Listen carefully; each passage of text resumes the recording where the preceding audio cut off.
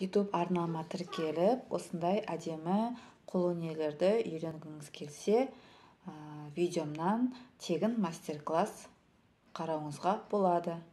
Тіркеліп кетіңіздер. Ал енді видеомызды бастаймыз. Бізге керекті құралдар ол фетр матасы, ою, қайшы, матамыз керек болады, велюр матамыз. Сосын өлшейтін құралымыз керек болады. Мен уже дайындап алдым фетр матасын қиып.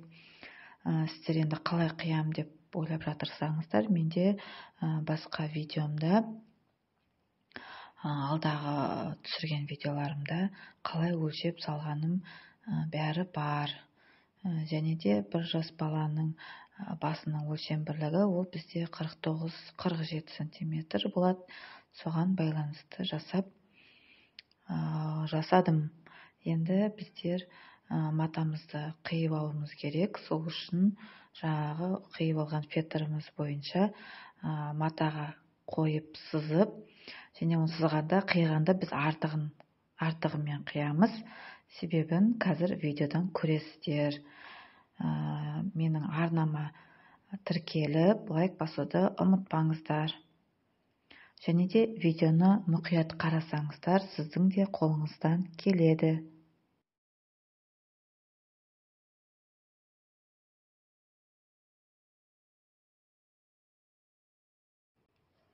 Және бізге матамызды фетрға өттіктеп жабыстыру үшін оның арасына бізге осындай паутинка керек болады.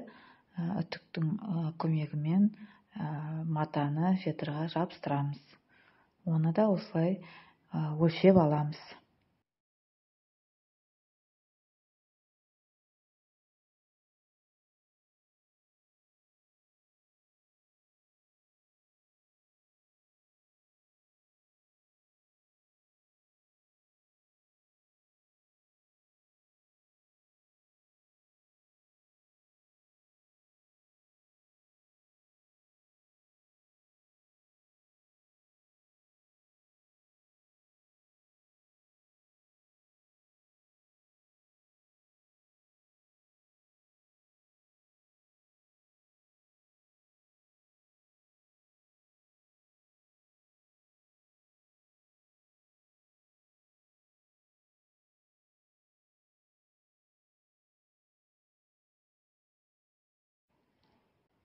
Үтіктеп дайындап алдық. Енді осы артық матамызды екінші жақ бетіне қаратып, қайырып, соны біздер арасына паутинка қойып, үтіктеп аламыз кері.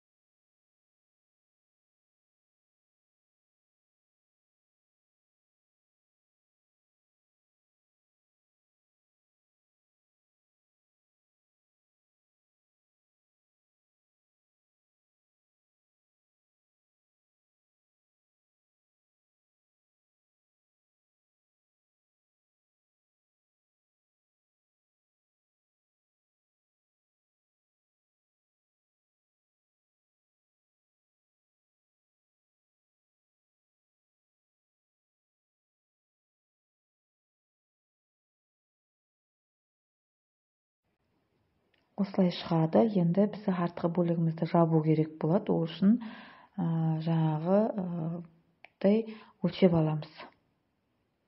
Өлшеп, соны үтіктеп матамызды жабыстырып аламыз.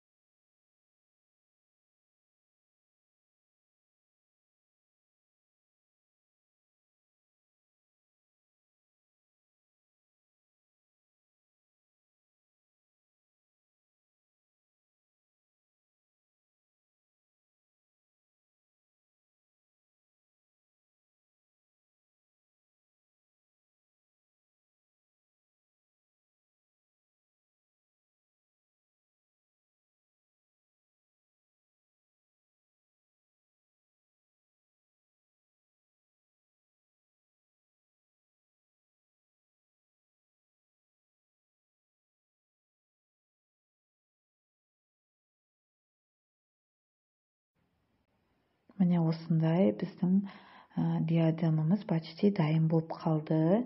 Енді сіз оюды орнатамыз. Сізде өзіңізге қандай ою ұнайды, сол оюды қойып үтікпен басып жабыстырып аламыз.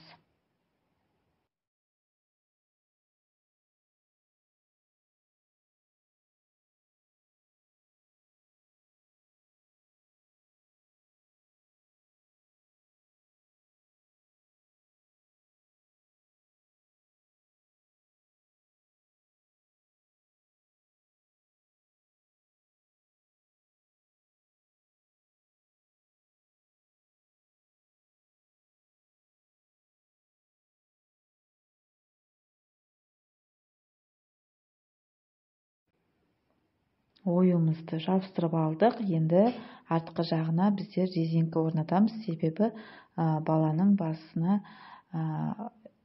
кигізгенде ыңғайлы болу үшін. Резинка өзінің тартылып тұрады, жақсы болып тұрады. Екі жағынан тігіп шығамыз резинкамызды. Және де біздер үкімізді орнатамыз. Үкінің сіздерге пышный әдемі болып тұру үшін мен 2 үкі орнаттым. Осы 2 үкіні орнатып, оны ыстық желіммен клейлеп аламыз.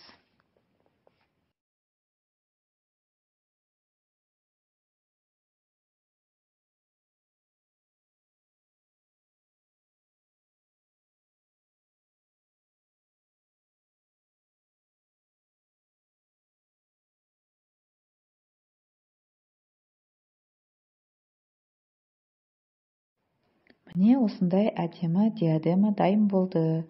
Сіздерге ұнаған болса, менің каналыма тіркелуді ұмытпаңыздар, және де қолдау ретінде комментарий қалдырып, лайк басып кетіңіздер.